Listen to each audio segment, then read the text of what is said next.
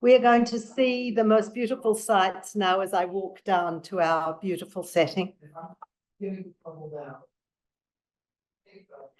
are going to see St. Peter's of Gallicantu as we walk down, and hopefully I won't lose connection as I did a moment ago, because I put it on my mobile hotspot. I'm going to turn around. You can see, I don't know if you've got a good view of the church, but it's absolutely, this is one of the landmarks in Jerusalem. It is the place, according to tradition, where Jesus was held prisoner before he was taken to be crucified. And they do believe they found their prison cell, and you can go in there and see that. So it's a really, really amazing place. And we've done the bibliodrama on Jesus being taken from the prison. And we're going to go down to the amphitheater, which is outdoors. And my computer says that Bernadette wants to be admitted, but it wouldn't let me admit her.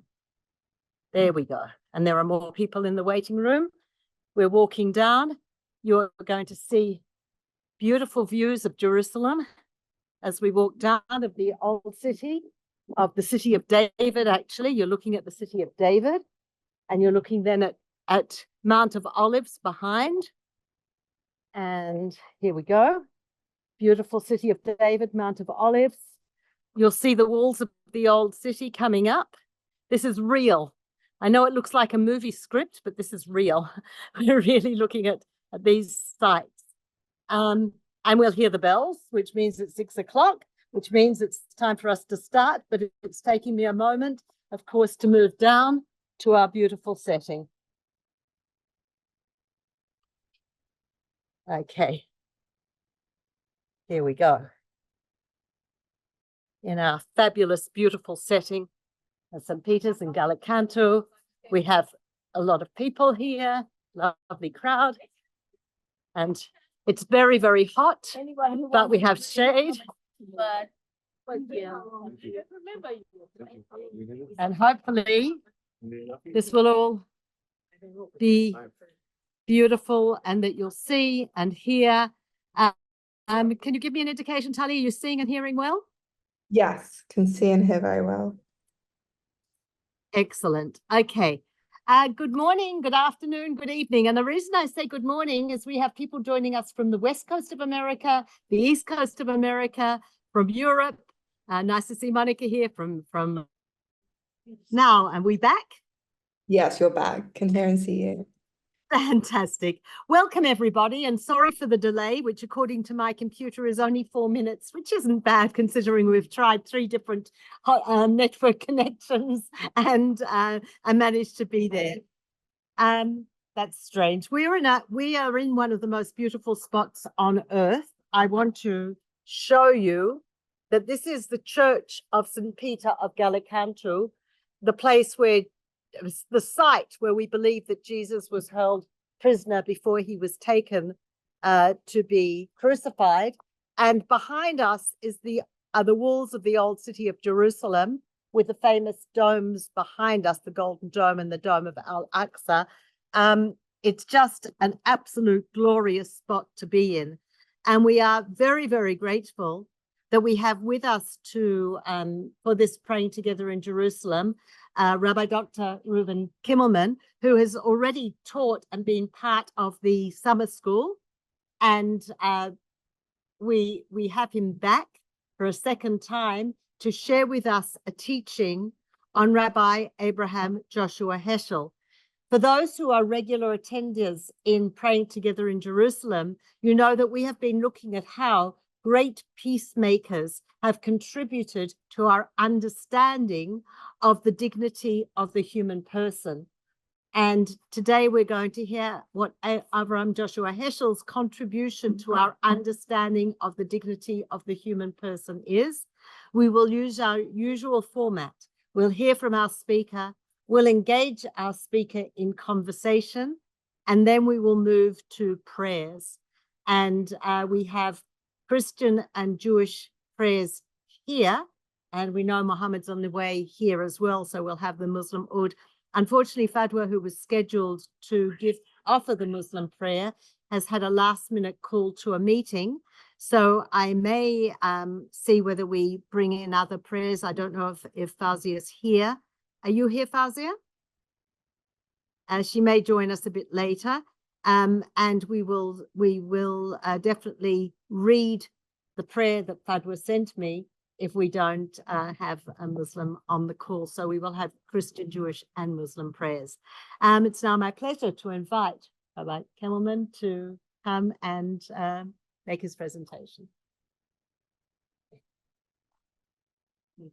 Yes, exactly. Thank you so very much.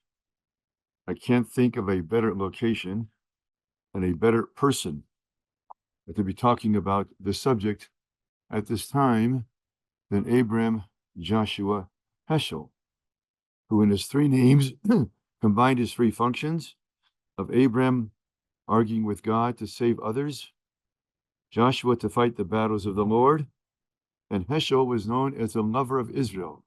So the combination of pursuit of justice and love of human beings probably epitomizes Avraham Joshua Heschel more than any other individual that I've ever met. Most people in America who are from the age, let's say, 70 to 90, found their ethical conscience formulated in the 1960s. To some degree, the 70s, 80s, and 90s were all 3 decades.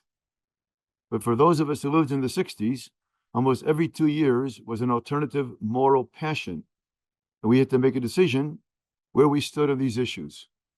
The 4 major issues of the 60s, which were ethically informative, was Christian-Jewish relations, civil rights, the war in Vietnam, and concern for Israel and Soviet Jewry. All of these passions of the 60s, the leader was Avraham Joshua Heschel. In the 1950s, he became the most prominent Jewish theologian in America by virtue of 2 books. His first was Man is Not Alone in the early 50s, and the mid-50s and 56 was God in Search of Man. Actually, the 2 books are part of the same thesis. The thesis is man is not alone because God is in search of man. In this sense, he reversed the whole conceptual apparatus of theology. Theology was perceived as man's knowledge of God, and he changed it that the concern of theology is God's concern with man. In fact, he argued that the continuity of Jewish theology from its beginning to its present day is this concern of the belief that God is concerned with humanity, and the function of religion is to cultivate sensitivity to the presence of God. Whereas the function of theology is not knowledge of God, the function of theology is knowledge of God's concern with human beings. And therefore, if one is religious, one is more concerned with human beings. He first explained this in an essay called The Jewish Concept of Man, or The Concept of Man in Jewish Thought, edited by Radhakrishnan of India, a similar figure of deep political involvement and deep theological involvement, a great scholar of Hinduism. In that essay, he suggested that the understanding of man goes back to the original biblical expression, which is man was created in the image of God. And he focused on the word image in Hebrew. Image in Hebrew is seldom is a word which often appears in the Bible, but is always followed by the verb to destroy, because seldom means an idol. Therefore, it's normally a negative biblical term. Twice it appears positively in the Bible with regard to the creation of humanity. Heschel concluded, therefore, we should not translate man as the image of God, but man as the idol of God.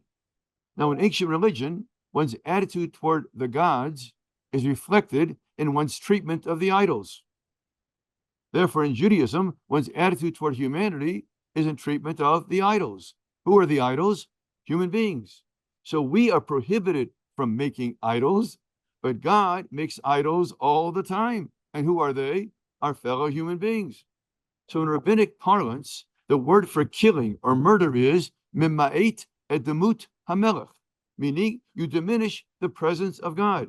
Every time a person is maltreated, and most maltreatment extensively is murder, what are you doing? You diminish the presence of God. So in his understanding, you can calculate a person's religiosity by his attitude toward human beings and how he treats them. And therefore, there's no difference in how one treats God and how one treats human beings. They converge. That's why his famous essay at Union Theological Seminary was entitled, "No Religion is an Island."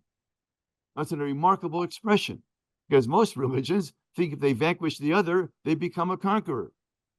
Now, many people realize that no religion is an island, but most people think every religion, and that's their religion, is a peninsula. And only they are connected to what? To the main country. And everybody else is subject to the storms of life. Now, it was four elements in the 1960s which formulated Avraham Joshua Heschel's religious involvement. Was first, Vatican II. Way back in 1959, he was called by the American Jewish Committee, and he formulated the position with Cardinal Bey, B-E-A, which he may have actually known him from Germany. They overlapped in the years in Berlin. And Cardinal Bey had actually written on the Song of Songs. When they first got together, Heschel gave him his books and discussed the meaning of Song of Songs in the respective religions, which diverge, but actually psychologically converge. Besides that, since I wouldn't be surprised, by the way, if he spoke to him in German, probably not in Yiddish, but that relationship between the two, and afterwards, Willy Brandt, who succeeded Cardinal Bey. In fact, I called up Cardinal Willy Brandt when I was writing my essay on Heschel and Christian-Jewish relations, and he said to me, "You got a good question, but I wish you had asked me 10 years earlier when my memory was still in place." Nonetheless, he recalled the significant impact that Heschel's person, not his theology, made his impact upon him.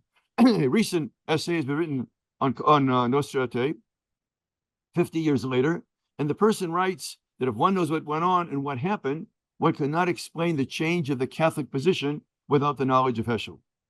Heschel's original letter to Bey actually made four statements which should be done.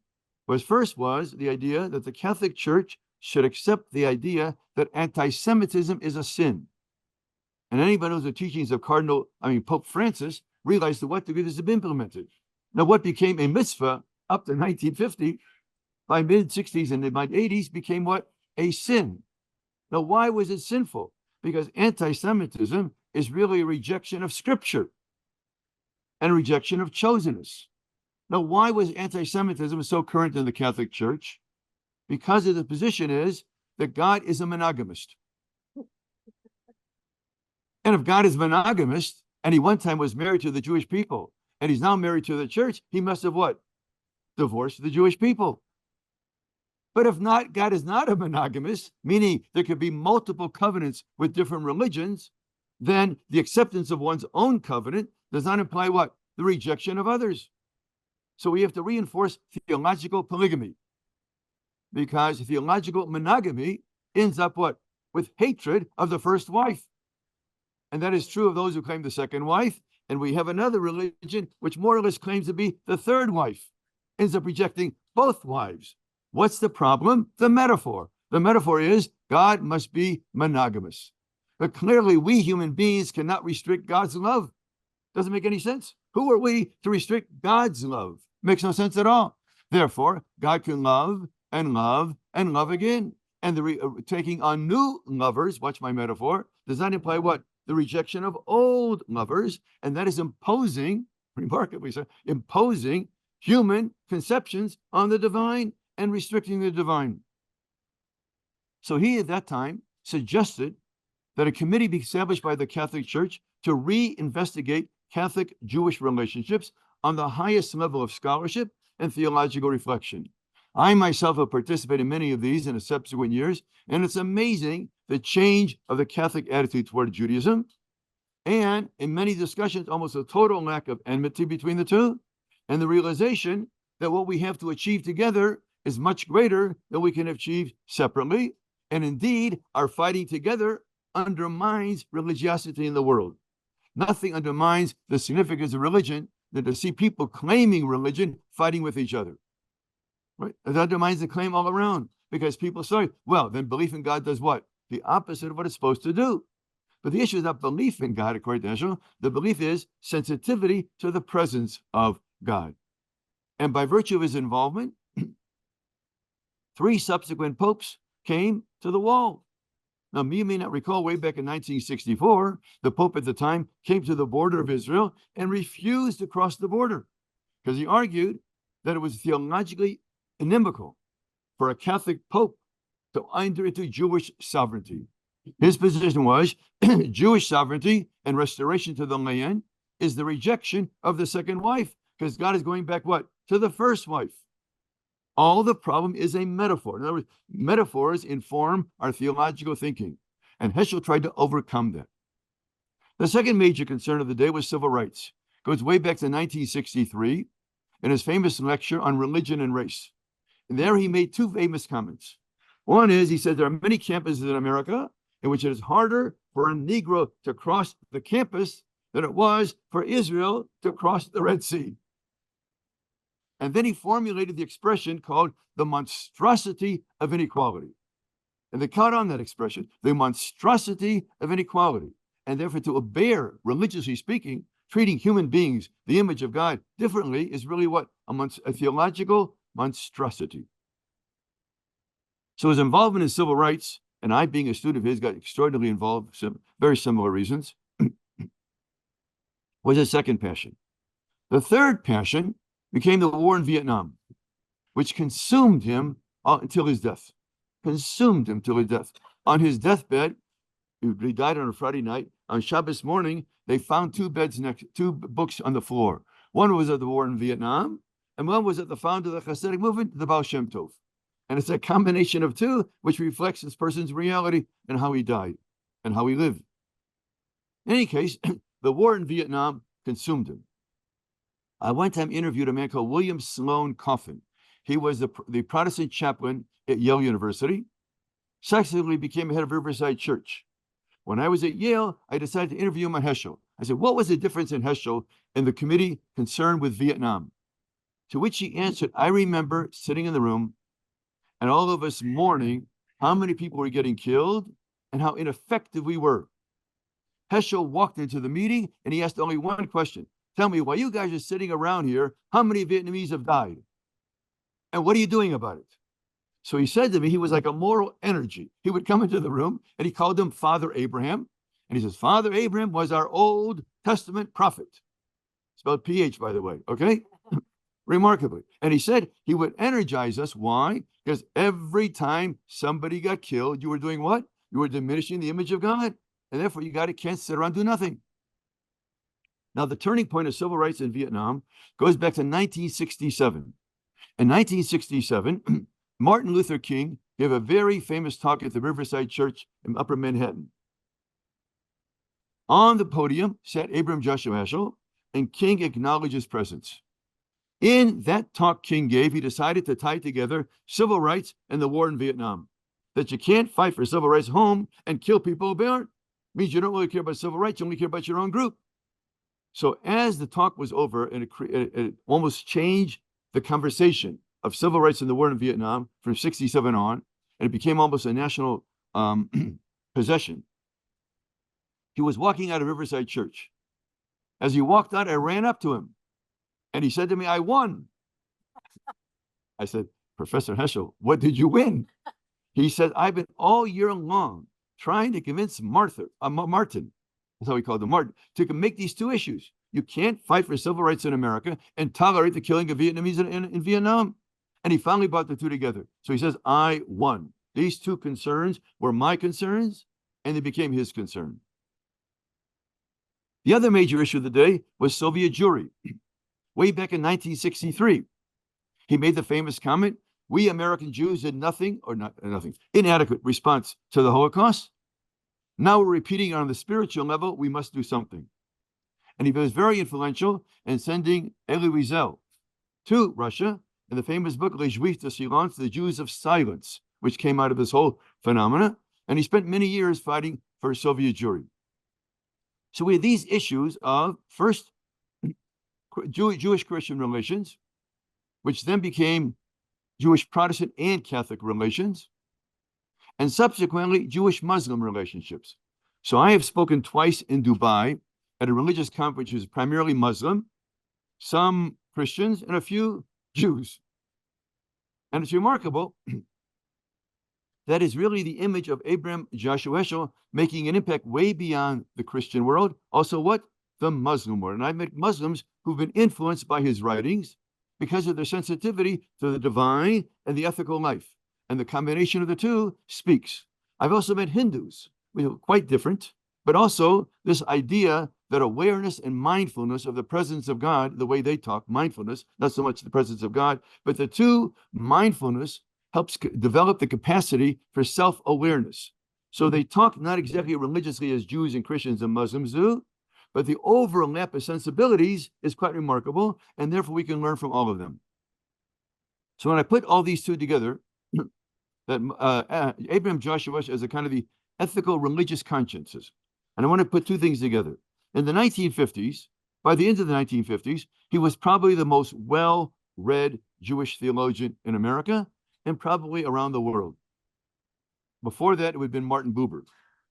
By the late 50s, he had exceeded him. He actually told me he exceeded him in the selling of paperbacks, which he thought was a great achievement since Buber was his teacher.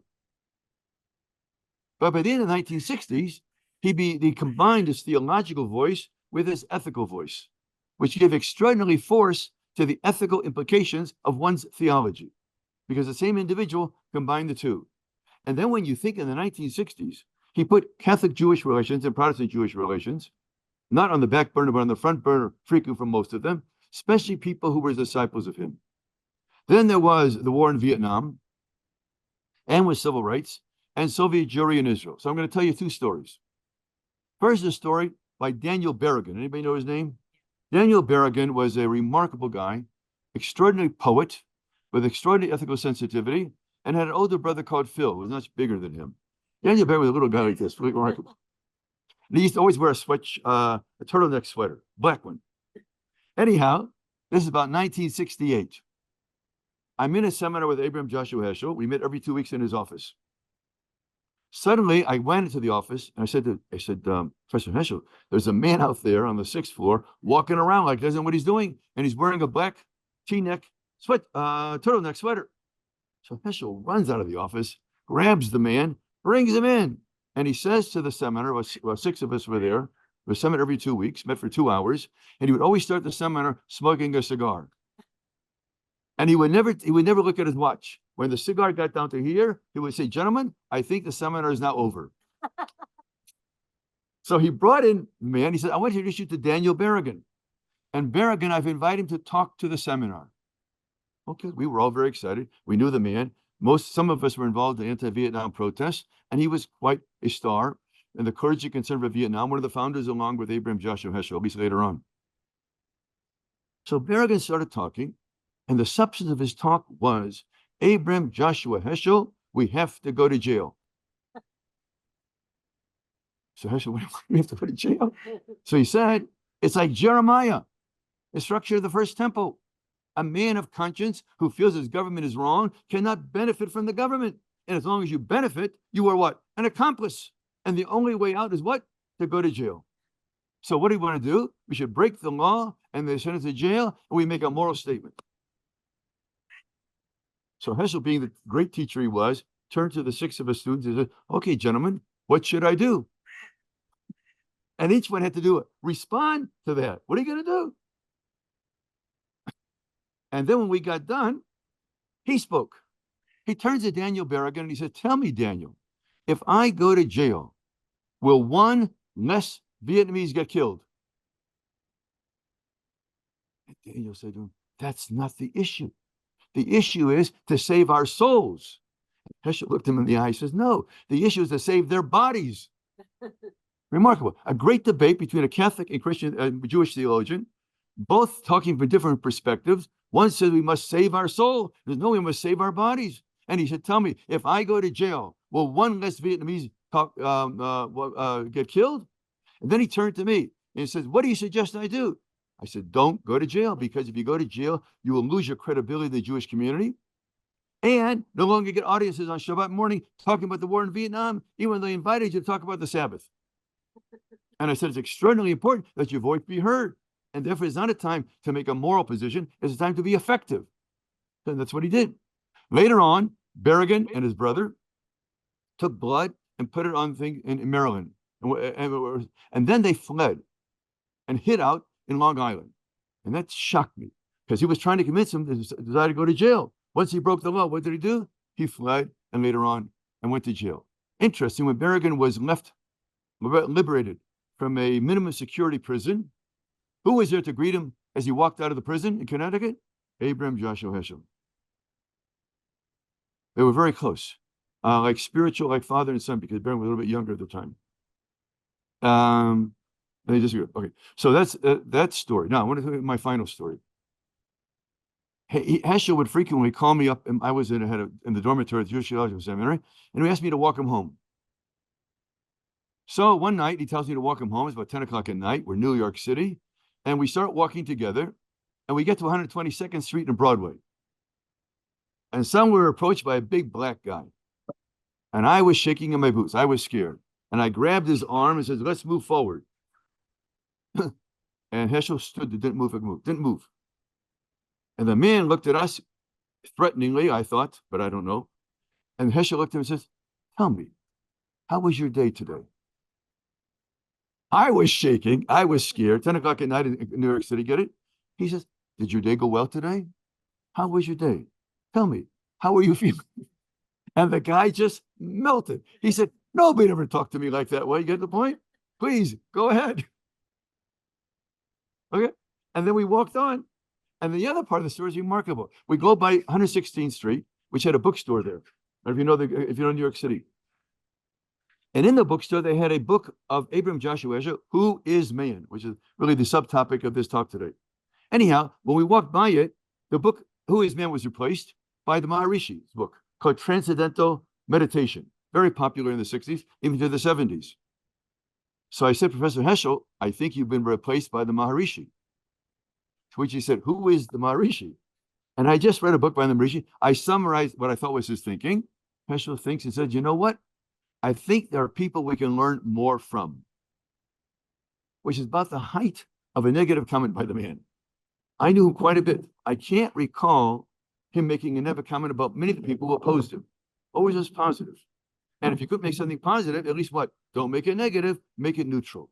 But his consideration for people's feelings, the two examples I just gave you there, the sensitivity to the human, the belief that every human being is the image of God, and this is what motivated him both ethically and religiously, and brought a convergence of the two, made him a superb model for interreligious dialogue, for the combination of ethics and religion, and for his belief that man is not alone, because God is in search of man, and the function of religion is for people to cultivate the capacity for the presence of God among them. And that's my dedication to my great teacher, Avraham Joshua Heschel. Please don't go. This was just masterful. We're going to clap. I don't know whether you on the Zoom can hear the clapping, and I don't know whether you clap too, but this has just been a masterful presentation. And it's now absolute pleasure to open for discussion. And you, of course, are welcome to ask questions. You're also welcome to offer comments. And it can be either people on the Zoom or people here. And because we're in a church, that proved that we hit the 50 mark. We got the bell. And you know for whom the bell's tolled. For whom the bell's tolled, they toll for us, don't they? Would anybody here like to open, either ask a question or make a comment? If we're not having people here initially, anyone on the Zoom? Thank you, David. Yes, and we're hearing an echo. I'm going to try muting us to see. Okay, we'll have to put up with the echo, David, because we do want to hear your questions. So please go ahead.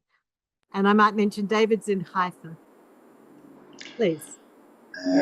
What I want to say is, well, it can also be interpreted as a question, but it is kind of a statement that the challenges that we are facing today in the war which happens in Israel are no less than the challenges that were there in the war in Vietnam.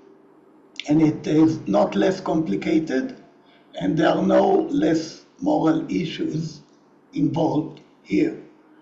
And I would like to continue referring to the previous session, which I was really burning to say something, and I must say, but now I connect it all. Peril was talking, referring much to Buddhism when he was talking about human rights. So what I would like to say is, first, I myself fully support the UN Declaration of Human Rights without reservation. But I think many modern Buddhists do support it as well. That's for sure. And what I can speak for is a group of 600 people in Israel, which are all highly influenced and practice Buddhism and highly influenced by Thich Nhat Hanh. And Thich Nhat Hanh was a person of the kind of Heschel, for sure. And you know that personally, I'm sure. And we are very much struggling for human rights and uncovering all the extremely terrible things happening now in Israel, and I don't want to continue because it's not the issue. But so I think at least at one point in this whole summer school, we must remember the situation we are in, especially that this course is happening in Israel, and refer to it at least a bit, especially when talking about human rights. Okay. I think that's a very beautiful point, and I invite Reuven to make a comment, any comment. No, people's ethical sensitivity gets magnified whenever a situation, political situation, which is Israel, is involved. So you will find people who talk about Israel, not knowing that 3 million people in Darfur have been displaced, about 100,000 have been killed. It's remarkable in the religious imagination of the world, Israel, whatever it does, is magnified for good or for bad. But for some reason, people cannot remove Israel from the centrality of the religious imagination.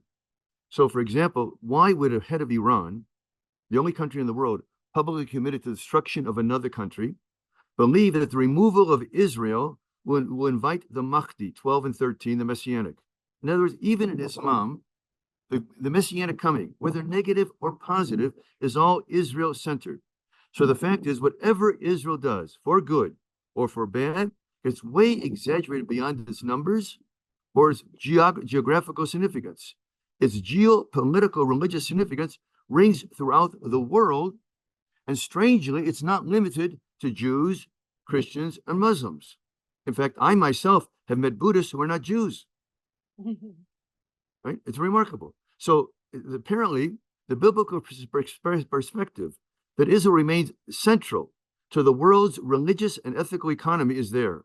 So your sensitivity just reflects the concern for Israel, which is way beyond its numbers. So I'm not getting involved in a political discussion with you, whether it's positive or negative, but its centrality.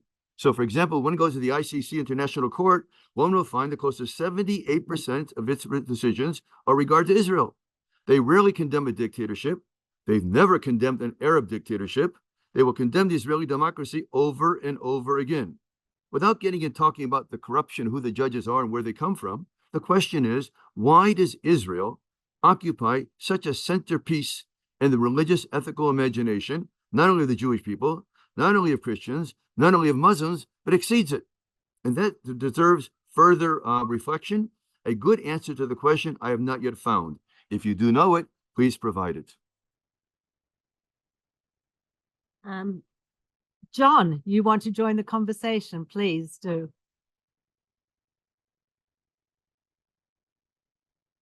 You're muted, John. You need to unmute yourself. Okay.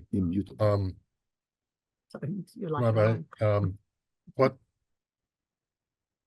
what wisdom do you think Rabbi Heschel would bring to the current discussion about abortion in America? Maybe you could repeat the question. Oh, the question is what insight reflection would Heschel bring to the abortion issue in America? I have to admit, I never discussed that issue with him. It was not the burning issue in the 60s that it subsequently became.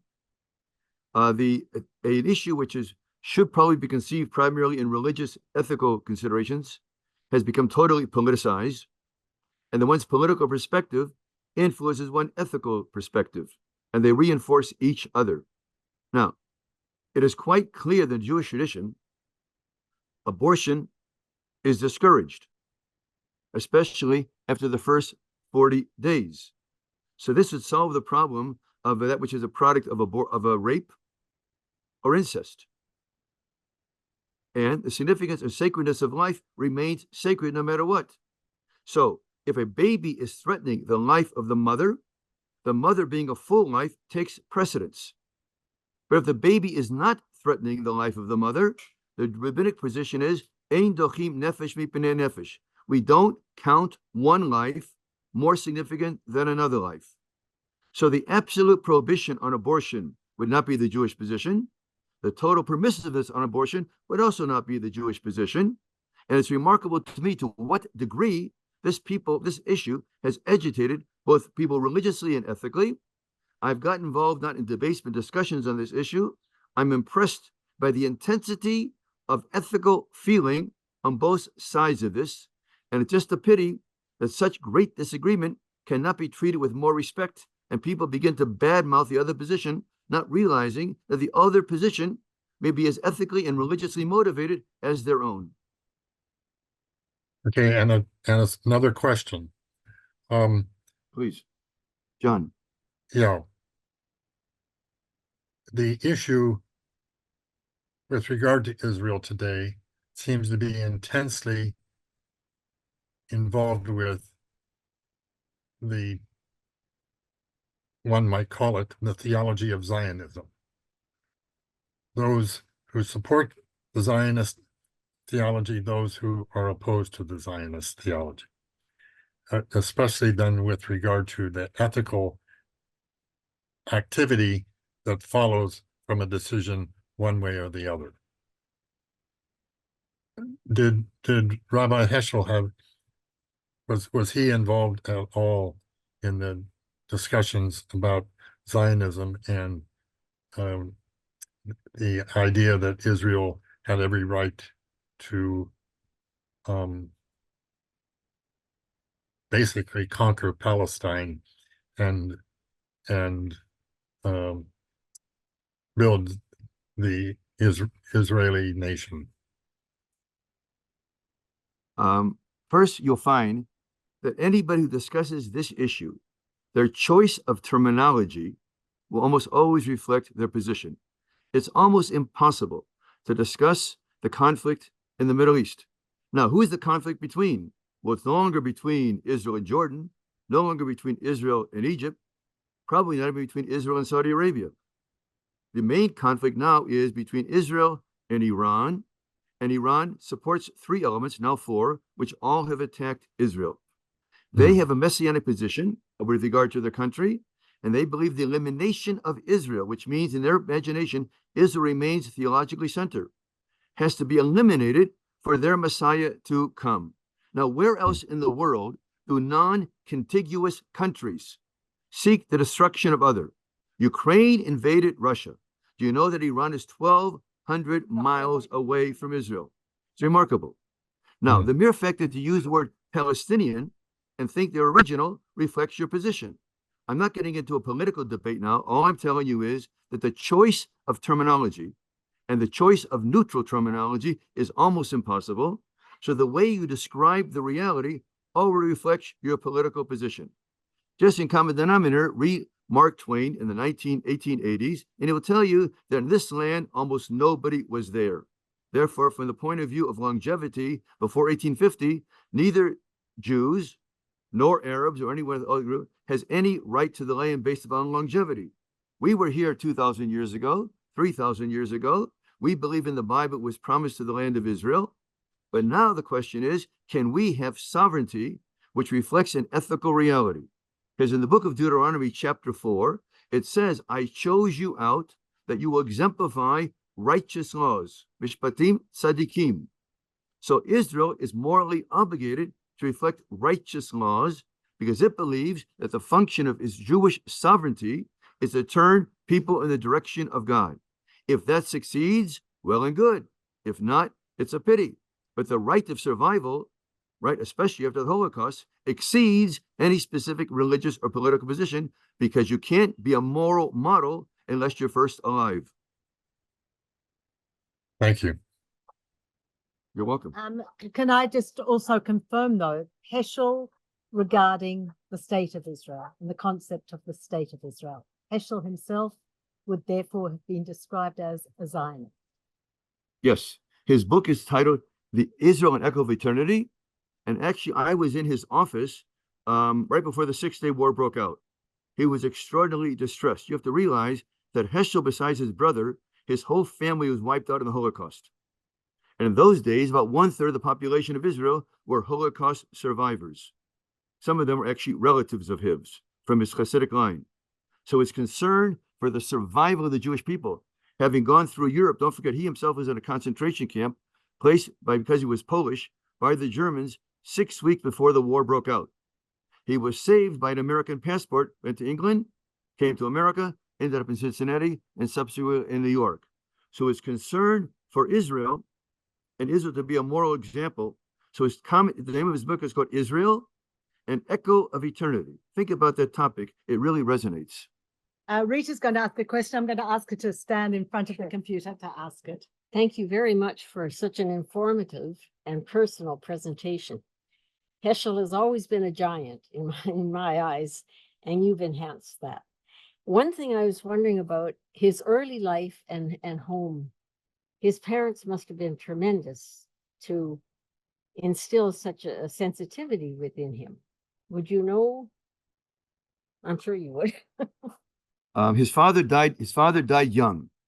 His father was a line of Hasidic rabbis going back to the Apter Rav, 7 generations earlier than him, called the Apter Rav's famous element was the focus upon love. That's what he called his book, Love of Israel.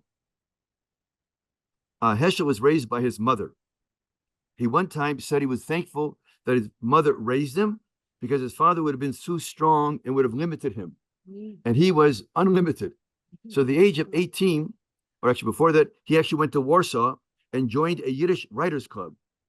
And his first book is a book of religious poetry in Yiddish. And it's now found in translation. And if you read the Yiddish poetry, you see all the seeds of his later theology already there. So his extraordinary sensitivity. So one time he was interviewed by Stern, there's a movie on Heschel, and he talks about his youth. And he says one thing, he says, I was very fortunate to be surrounded by people that I could revere. And they gave me the capacity for reverence because I was surrounded by great people as a young child. And that implanted me the significance of reverence for everything human. And he said that was his lasting legacy as a child. And his mother and his sisters, but they were all destroyed in the Holocaust. The only thing which survived was his brother and cousins. Thank you. Yes. Thank you. Nayana, you wanted to ask a question. Yeah, I was just going to say, actually, it was more like a comment. So you mentioned that he was always emphasizing and asking the question, are there any lives going to be saved in Vietnam or anywhere, like by going to jail or by anything?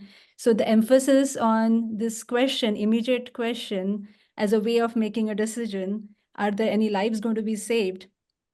That was interesting to me. And that just brought to my mind what Buddha is known to say always, I do not speak of anything that does not reduce suffering. Does this lead to reduction of suffering? Is the question, immediate question that Buddha was interested in. Does whatever he taught was about, does this reduce suffering? So I just feel it's kind of related, but at the same time, like with all the following questions that came up, I just feel that it gives a more easier way to make a decision, like a reduction of suffering, because then it's not about, like, for example, the question of abortion, then the question of Israel and whatever political conflict. So if we do not separate and just think about suffering, how you can reduce suffering, that gives guidance that is kind of easier than counting people. But it seems I just wanted to comment that got to my mind, this idea of, does this reduce suffering, was the immediate question that Buddha was always trying to answer. Thank you for your presentation. I myself have no information on Heschel's attitude toward Buddhism, but so I'm going to speak in my own voice. Mhm. Whenever I speak to a Buddhist, they always talk about reduction of suffering. I do not think that's a major task of religious life.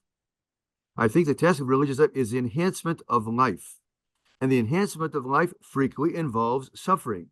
Anybody who wants to experience the rainbow has to be put up with rain. And many people achieve greatness because of the suffering and overcoming it. So we should try to reduce suffering, but to argue that's the goal of religion is the reduction of suffering, rather than enhancing of ethical and religious advancement of humanity, I think is misplaced. Okay, So, I guess I should just say, I just want I have to, nothing against the position. I just think it's inadequate. okay, I just want to clarify, my words are probably not appropriate. It's not about reduction, it's overcoming or going beyond suffering. So it's like, does this help you come out of suffering, or like towards enlightenment, basically? So it's not like you're just reducing, but you are going beyond like suffering and seeing what lies beyond suffering and understanding suffering. And so it's not, so I think it's sometimes misunderstood. It's not just because only when you get to a point of understanding where suffering is something you can objectively observe and you're not avoiding. In fact, it's not about avoiding suffering at all. It's about embracing suffering. So I think we're probably talking about the same thing. It's just like sometimes misunderstood is my feeling. Okay, well, thank you for the clarification. We have had the most rich conversation. I feel that this idea of that Reuven just brought to us now in response to your comment, Nayana, about life, affirmation of life. And we affirm life through and with our prayers. And we are going to move into the prayer segment. And I don't think it's coincidence. I'm not somebody who believes in coincidence. Monsi's prayer that she's going to offer includes also affirmation of life. And it's just a beautiful, beautiful continuation of what we've been doing. So can I invite you to come to the podium and share your prayer? And those of us who are here may choose to stand for the prayers. You're welcome to stand for the prayers or sit, whatever you feel comfortable doing. I've chosen a prayer by Pope Francis, and it belongs to Fratelli Tutti. He's one of his documents, important documents. It's a prayer to the Creator, and it says, Lord, Father of our human family, you created all human beings equal in dignity. Pour forth into our hearts a fraternal spirit and inspire in us a dream of renewed encounter, dialogue, justice, and peace. Move us to create healthier societies and a more dignified world, a world without hunger, poverty, violence, and war. May our hearts be open to all the peoples and nations of the earth. May we recognize the goodness and the beauty that you have sown in each of us, and thus forge bonds of unity, common projects, and shared dreams. Amen.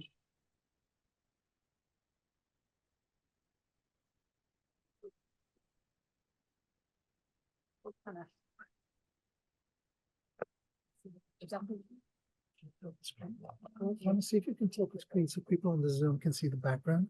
Talk This to the is what it screen. looks like. I'm talking to the screen. No, tilt the screen. Tilt. We can see the background. Position yourself so people can see like the Jerusalem a little bit. Because We did it, Alon. We did a yeah, huge but this is the introduction. prayer part, which I think we need more. So thank you for asking me to share the. And you might have to speak really loudly because you're not. Thank you for asking me to share the Jewish prayer. We are in the middle of a period called the 3 weeks, which commemorates the destruction of the first and the second temples in Jerusalem. And my prayer is going to be that I share with you 2 or 3 verses from the Book of Lamentations that we chant on the night of the 9th of Av, which is the culmination of the destruction. And then in the same feeling as what you said, and of life continuing and of hope, I'm going to share one more verse out of Lamentations. There are 5 chapters in Lamentations, and they're all terribly sad. And in the middle, there are 2 or 3 verses that are full of hope. So this is the traditional Ashkenazi way that we chant Lamentations. Eicha yashva vada ha'ir rabati am hayta ke'almana bachot tivkeh bala v'dimata alechia me'ana lehinachem. And it goes like that for 5 chapters. In the middle, and I didn't put this in the chat because I only thought of it when Peter said what she said about life. Chasdei Hashem ki lo tamnu, the kindnesses of God, ki lo tamnu, for they do not end. Ki lo chalu rachamav, for his mercy does not finish. Chasdei Adonai ki lo tamnu, ki lo chalu rachamav. And that is my prayer, that even in this hard time, when so much suffering is happening here in Gaza, in different parts of the world, we can believe that the kindnesses of God, that God is still with us and protecting us, and that there will be a brighter day. May it come soon. B'mheira b'yameinu, inshallah. Thank you. Amen.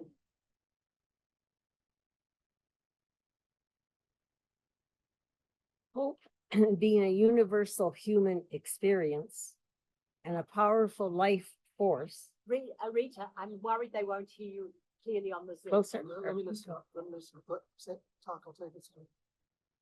Hope being a universal human experience and a powerful life force is especially needed in this terrible situation that continues here. May our hope serve as a beacon, like a lighthouse beacons sailors during periods of darkness and stormy seas. A prayer for hope. O God, give us the gift of hope, not optimistic speculation, not desperately wishing you would intervene, nor some smug assumption things will turn out as we want them to, but instead a deep trust in the grace at the heart of all things, and releasing all attachment to outcomes, acting with faith, courage, in harmony with that grace, may we be. Amen. Amen.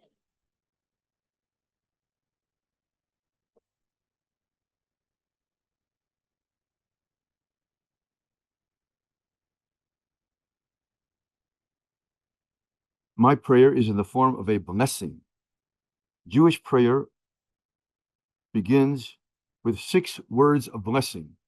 According to the Talmud, we are supposed to say 100 blessings a day. Every blessing begins in the following 6 words. Baruch atah, Adonai Eloheinu, melech haolam. First, we address God in the second person, atah, you. Then we include ourselves in the community, the Lord our God. Then we conclude melech haolam, sovereign of the world. So Jewish prayer moves from the individual in the presence of God to the community in the presence of God to the world in the presence of God. So the assumption is that the more you're closer to God, the more you expand your horizons beyond yourself. And we do that 100 times a day. So I chose 2 of the blessings, which I think is appropriate to this occasion. One is found in the Tosefta, a classical Jewish work of the 2nd century, who says, Haro'eh ochmesim omer baruch chacham harazim she'ein partzufeim domim ze lezeh ve'im datam domeh ze lezeh. So we praise God for being the master of mysteries. Why?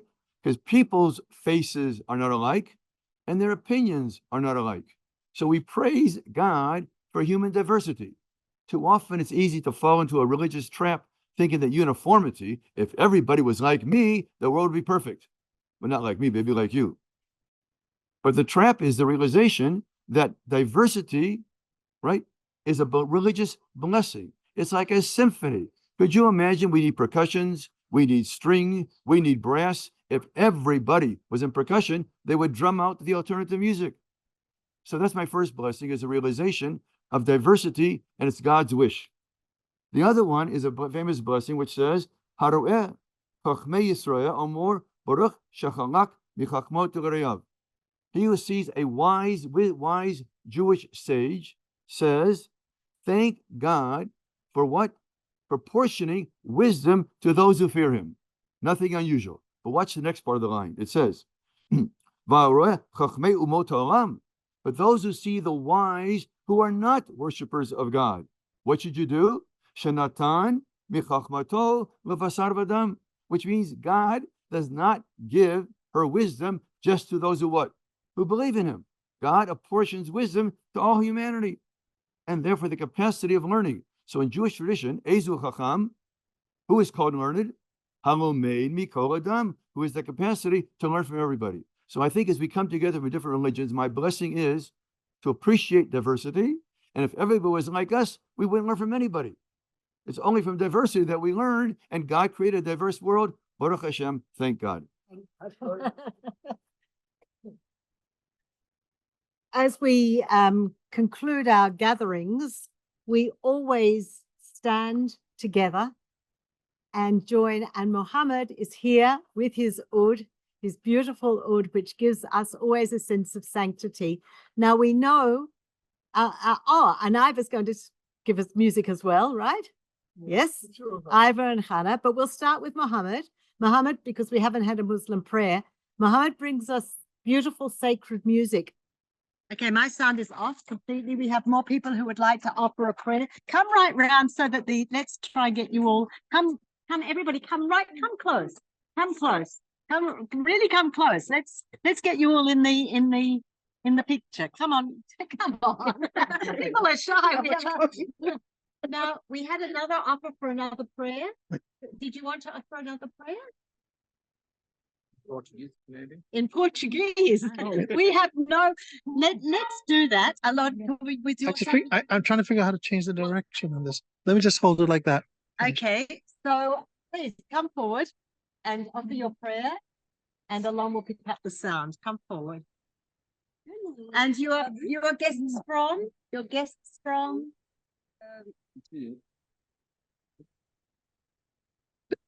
They want to pray for the police. They don't understand what you're saying.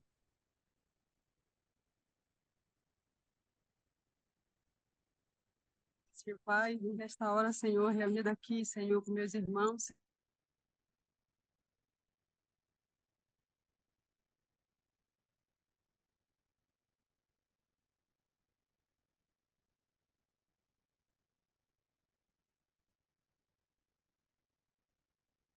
Agradecer, Senhor, porque até aqui o Senhor tem guardado, Senhor, ao teu povo neste lugar. Em nome de Jesus. Amém. Amen. Thank you. Okay, I won't do anything. I have to put mine on. Okay, thank you. Thank you. Where's Mohammed?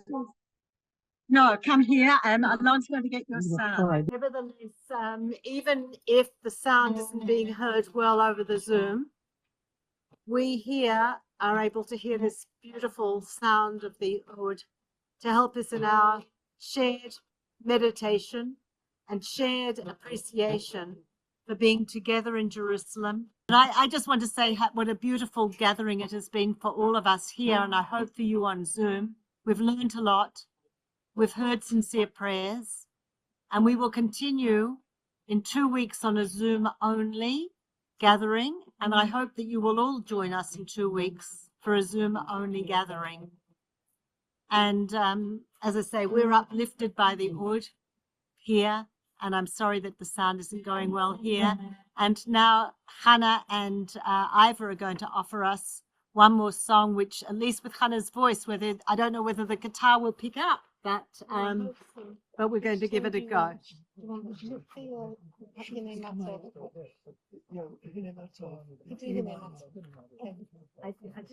couldn't see you. Reuven's mine. So we're going to sing a song from the Psalms about Hine Matzovu Manaim. Be quite close to the How from the Psalms, Tehillim, how good it is for brothers and sisters to be together. Hine Matzovu Manaim. And then everybody knows we can do it. Shevet Achim Gam Yachad. And please, many of you probably know it, so please just sing with us.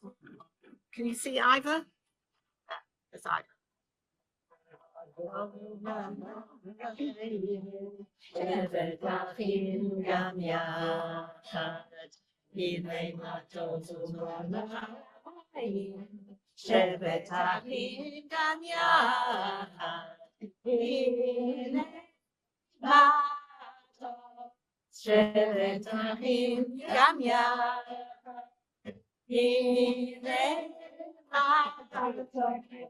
Shevet Achim Gam Yachad, Hine Matzovu Manaim.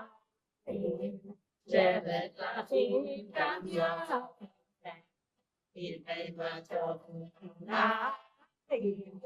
Shevet Achim Gam Yachad. Thank you, everybody. Thank you very much. Thank you very much. Thank you.